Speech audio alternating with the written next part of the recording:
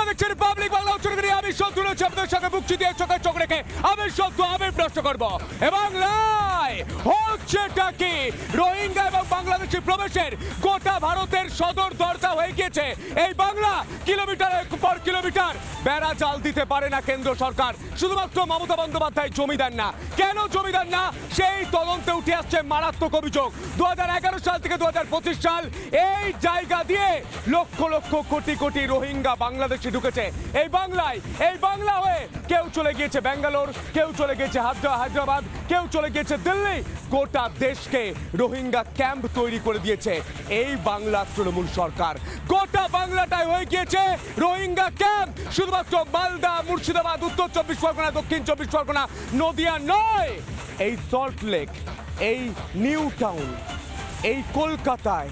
জায়গায় জায়গায় রোহিঙ্গা ক্যাম্প তৈরি হয়েছে রোহিঙ্গা বস্তি তৈরি হয়েছে আর তারই আজ পর্দাফাশ করবে বাংলার ছেলে সন্তু পান প্রশ্ন করবো বুক চিতিয়ে চোখে চোখ রেখে মমতা বন্দ্যোপাধ্যায় ভোট রাজনীতির কারণে আর কিভাবে বাংলাকে আপনি নষ্ট করবেন আর কেন আর কতদিন এই বাংলায় রোহিঙ্গা ঢুকাবেন সেই প্রশ্নটাই করবো বুক চিতিয়ে চোখে চোখ রেখে আসবো আলোচনায় প্রথমে দেখব বিশেষ রিপোর্ট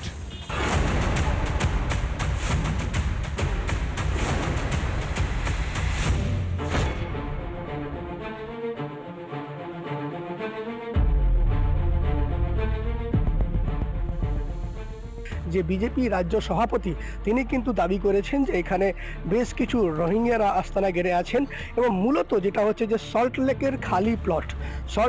খালি প্লট খালের ধার অর্থাৎ কেষ্টপুর খালের ধার সহ নানান যে জায়গাগুলো রয়েছে সেগুলো কিন্তু রোহিঙ্গাদের আস্তানা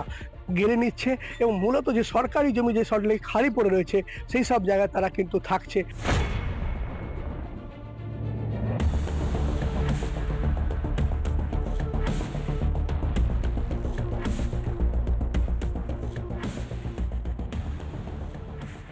উন্নত বলতে কিছুই তো নেই এই তো এরকম বস্তির বাড়ি তো এখানে আছি তো ট্রিপল টাইম এখানে এরকমই চলে যাচ্ছে বছর তৃণমূল না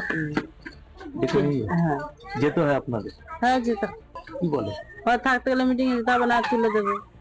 এরকম বলে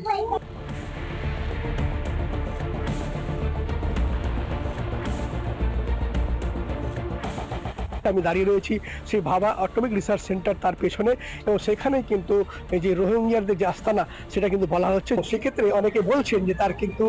বিয়ের আগে তার যে বাপের বাড়ি ছিল সেটা কিন্তু বাংলাদেশে ছিল তারা কিন্তু অকপটে ক্যামেরাও স্বীকার করে নিচ্ছেন এবং এখানে কিন্তু প্রশ্ন উঠছে তাহলে কি রোহিঙ্গাদের আস্তানা হয়ে দাঁড়িয়েছে এই 30 নম্বর ওয়ার্ডের বিস্তীর্ণ এলাকা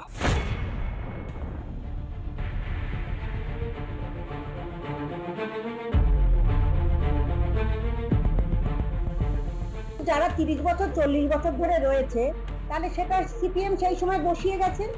তার দায় প্রথম কথা সিপিএম এর দায় আমি নেব কেন কেন্দ্রীয় সরকারের এটা দেখার দায়িত্ব তাহলে কেন্দ্রীয় সরকার তখনও তো ছিল তখন ভাবা এবং সাহা দুটোই কেন্দ্রীয় সরকারের একটা সংস্থা তাহলে ভাবা এবং সাহার পেছনে যখন বসেছে আজকে তারা লাফালাফি করছেন উঠিয়ে দেওয়ার জন্য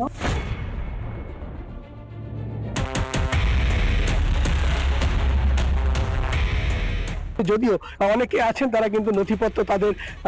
ভিন্ন রাজ্যের বা ভিন্ন জেলার সেটাও কিন্তু জানানো হচ্ছে তো আনন্দমোহন ঝা রিপাবলিক বাংলা সল্ট লেক নানা ধরনের কন্টেন্ট দেখার জন্য লাইক করুন শেয়ার করুন আমাদের ফেসবুক পেজ সাবস্ক্রাইব করুন আমাদের ইউটিউব চ্যানেল পাশাপাশি অন্যান্য ব্রেকিং নিউজের জন্য অবশ্যই চোখ রাখুন রিপাবলিক বাংলায়।